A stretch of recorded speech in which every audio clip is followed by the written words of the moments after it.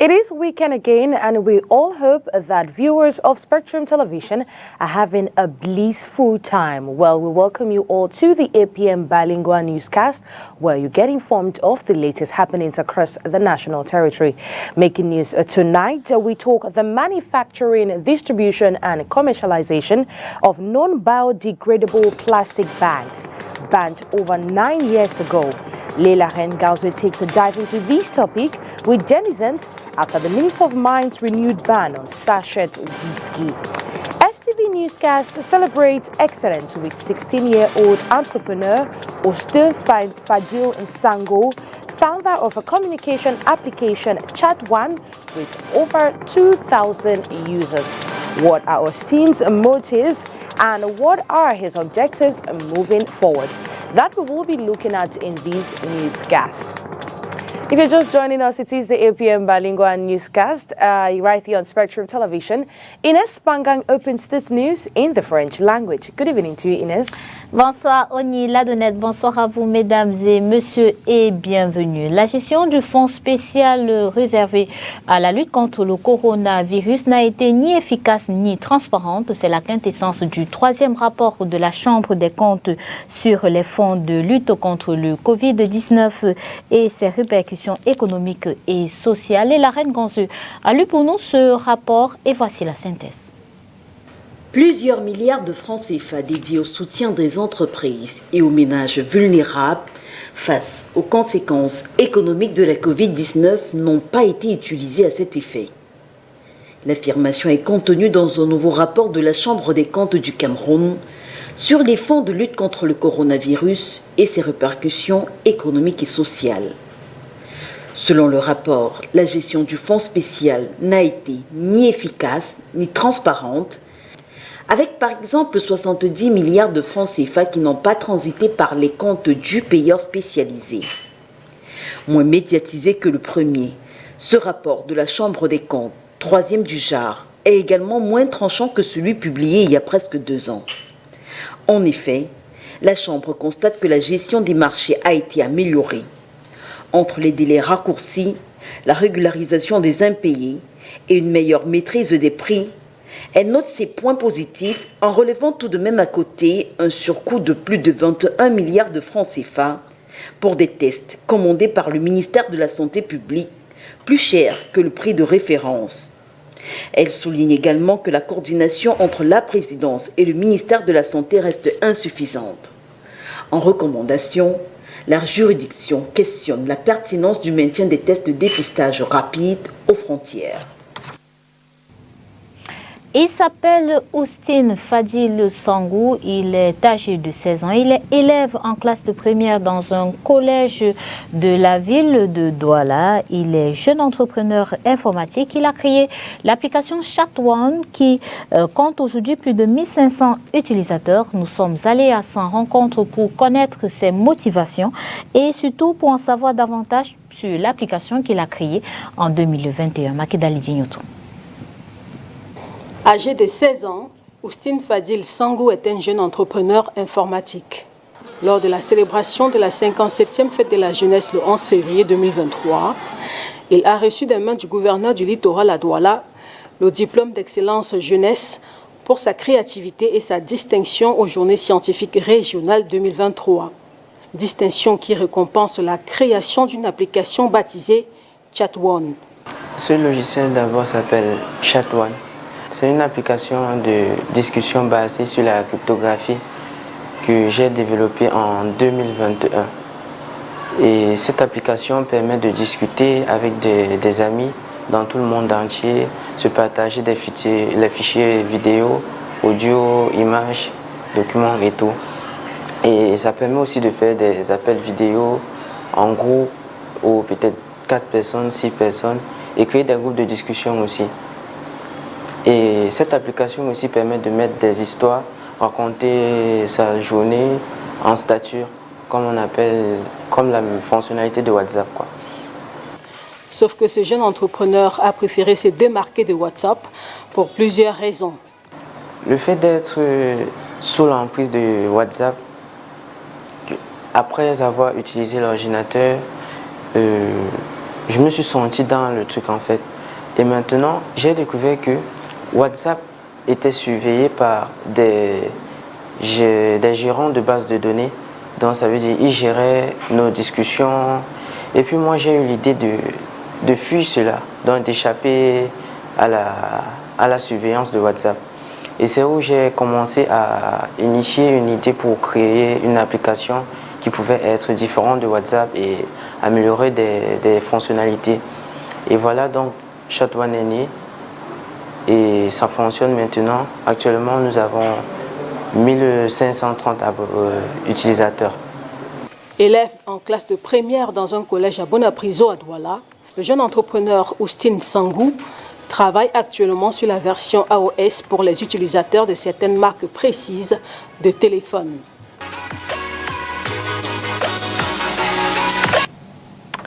Poor drainages in the economic capital of Cameroon, Douala, could be the leading cause of flood if care is not taken. Inhabitants encountered in the city today decry the poor state of drains, which may be detrimental if there are heavy rains. Let's listen to this report as prepared by Josephine Binting. As the rains have begun announcing their presence in some parts of Douala, inhabitants at Rond-Point Bonabasen experience a bogey of abandoned bottles blocking bridges and drainages around them. This is a real problem, but what are we going to do? Normally at this hour, they were supposed to have cleared it, but Izakam has done nothing. We sell here and it disturbs us a lot. Inhabitants explain the pile of dirt around them is by reason of abandoned refuse by Izakam. Thus, they suffer the effect of waste from their locality and other neighborhoods. It's dirt that comes from many other neighborhoods and from all over. It passes here and falls that way, and we organize ourselves to clean the drainages. This effort of clearing bottles was a desperate attempt to inhibit water from being stagnant each time it rains. As you see the mud, water was everywhere and it was too much. In fact, we live in water. Even when the drainage was built, water blocked every other area. You're good. The difficulties are for a long run due to the necessity for a bridge and not drainage systems. We needed a bridge here and not a drainage. And what's there cannot contain us. That's what causes all the dirt around. Inhabitants are, however, mobilized to empty the drainages to enable the environment be hygienically habitable.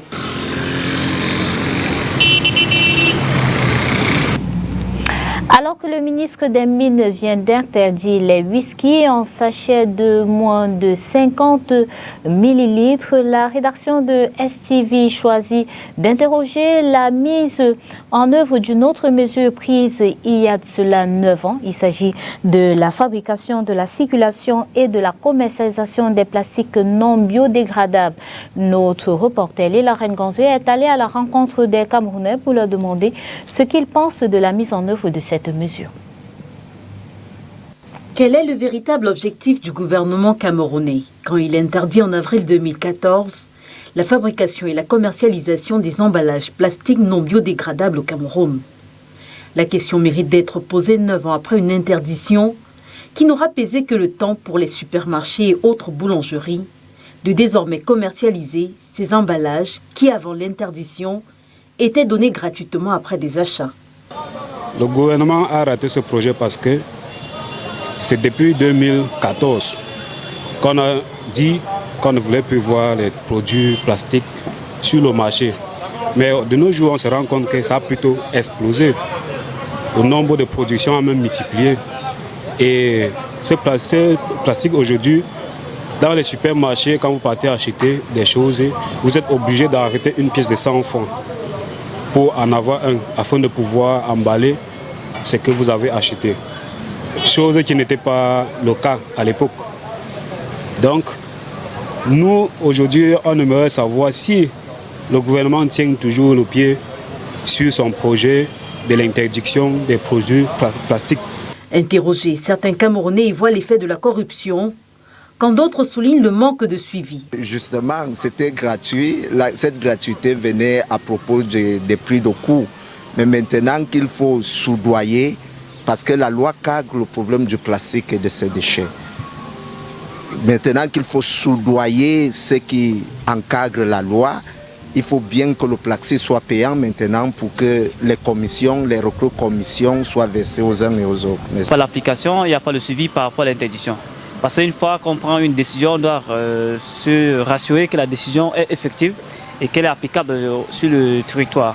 Mais on prend la décision et on s'enferme sur le terrain, il n'y a pas le suivi, il n'y a pas des agents qui sont chargés de contrôler. Ou à défaut, les agents qui contrôlent et ils viennent plutôt prendre de l'argent pour mettre dans les poches. Et du coup, les commerçants sont obligés de vendre cher ou soit de reproduire encore les emballages. Donc l'interdiction, moi je pense que c'est parce qu'il n'y a pas de suivi.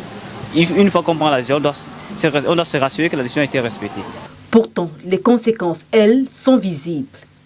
Fossés, canaux de drainage, vous trouverez presque toujours une quantité non négligeable de déchets plastiques, empêchant la circulation des eaux et causant des inondations.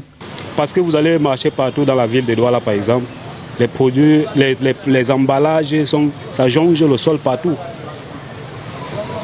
On se demande si notre environnement, vraiment, l'État tient compte des conséquences que ça peut nous apporter dans notre quotidien. On ne fait rien et puis nous ne nettoyons pas. Ça veut dire qu'à la longueur, on sera complètement immergé de ces emballages plastiques. Dès qu'il y a un torrent qui passe, toi-même tu vois. Hein? Tu vois comment ça remporte tout. Et c'est quelque chose qui ne meurt pas. Ça ne se détruit pas. Donc le gouvernement devait trouver des moyens adéquats pour que la production de ça n'évolue plus. Quelque chose qui n'est pas bien, on va d'abord pour faire quoi? Ah, ça c'est bien. Ce n'est pas bien. Notons cependant qu'après la signature de cet arrêté le 24 avril 2014, les autorités camerounaises ont mis sur pied une phase répressive. Malheureusement, elle ne sera pas assez forte pour stopper la fabrication et la commercialisation des emballages non biodégradables. How is communication like between English and French-speaking Cameroonians present here in the economic capital of Cameroon, Douala? Well, our reporter Crystal Asek-Swele caught interest in that and went in the streets of Douala, were aware of the massive influx of inhabitants from the rest of Northwest and Southwest regions. Well, she decided to test the bilingual nature of inhabitants in her report. The French and the English people have started understanding each other. It means that the language is almost getting to the same direction, is what I can say. Communication and exchange between Francophones and Anglophones in Cameroon can sometimes be very challenging despite the bilingual stages of the country. It is absolutely very timid because sometimes when you express yourself in English to them, they will say they don't even understand. Sometimes when you try to speak in French, they say they don't get French. They don't get the language as well as they're explaining. But to me, I see them. They feel like people. They are ashamed. They are not open like the Anglophones. Because when you see the Anglophones, an Anglophone, anywhere he goes, any language, he is open to talk, even with mistakes. He is ready for mistakes so that he can know and correct himself. But with the Francophones, they don't want that. They just feel like all they want is just only to end up where they are. They don't want to progress, not making a step forward with their language or with any other language. For this call box operator, it's very difficult for her to communicate with her English-speaking customers as she speaks just French. Moi, par exemple, je suis francophone. Je ne parle et ne comprends pratiquement pas. I am a francophone. I don't speak, neither do I understand English. Most often, when my Anglophone customers speak in English, asking for a credit, transfer, or other services, I always ask them to use signs or call out the numbers, one after the other. Je dis bonjour et c'est comme ça qu'on essaie de communiquer. Donc c'est pas du tout facile pour les francophones de parler l'anglais, non plus pour les anglophones de parler le français. For others who make an effort to communicate in English, they however speak the Pidgin English jargon. Bon, ce qu'on fait entre nous, les francophones, c'est qu'on se débrouille à aller parler. We try to mix the Pidgin English to communicate with our Anglophone brothers. If I'm not understood, my interlocutor tries to help out and vice versa. Ça parle de français qui n'est pas soutenu, moi de mon côté, j'essaie de l'aider. On s'entend, il n'y a pas de souci. I try to communicate with my Anglophone brothers in Pidgin English and we understand ourselves. How are you? Fine, thank you. However, since 1961, Cameroon has been implementing an official policy of French-English bilingualism, yet the vast majority of Francophone Cameroonians cannot operate in English. Some, if not most, go as far as saying, despite Cameroon's bilingual status, not all Cameroonians are bilingual.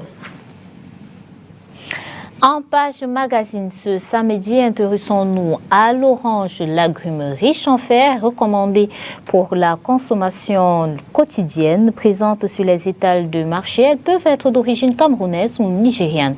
Oriane Noké. Il est recommandé de consommer une orange, voire 2 par jour, pour améliorer les défenses immunitaires. Ceci de par les valeurs nutritionnelles et calorifiques de ce fruit. En effet, l'orange est riche en vitamine C, source de fibres, pauvre en calories, source de calcium et de magnésium. Dans la ville de Douala au Cameroun, il est aisé de trouver l'agrume sur de nombreux étals, bien que les commerçants déplorent sa cherté. À la gare, l'orange se vend en gros. Le sac, il y a les variétés. Il y a l'arrivage qui vient souvent à 20 000. Il y a l'ancien arrivage qui est à 17 000, 18 000 et 15 000 le sac. Mais nous achetons dans les paniers, on compte les 5 à 200, 6 à 200. Et on vend souvent les 50, souvent les 75. Le sac était à 18 000. Maintenant, le prix a augmenté, c'est trop cher. C'est trop cher parce qu'on dit que il n'y a pas de voiture pour transporter le carburant. Ils nous vendent maintenant trop cher. Ils nous vendent maintenant à 25 000, 30 000 le sac d'orange. La provenance de ces fruits pourrait être à l'origine de son coût. Actuellement, c'est l'orange du Nigeria qui vient. Il n'y a pas de deux oranges. Il n'y a plus l'orange Cameroun. Ici au Cameroun, il n'y a plus l'orange. C'est fini. Maintenant, la variété de maintenant, c'est le Nigeria.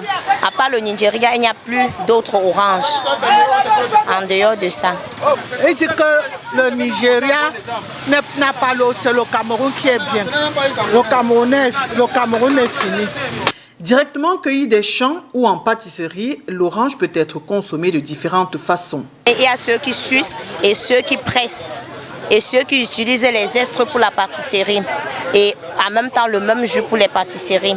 On pèle les oranges, on coupe, on suce. Deux fois les deux que presse pour faire le jus des oranges. Il faut surtout choisir celle issue de l'agriculture biologique. L'orange permettrait de prévenir certains cancers. Ses fibres aident à réguler le taux de cholestérol. Ainsi, sa consommation favoriserait la prévention des maladies cardiovasculaires.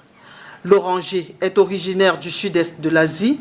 Aujourd'hui, il est l'arbre fruitier le plus cultivé dans le monde.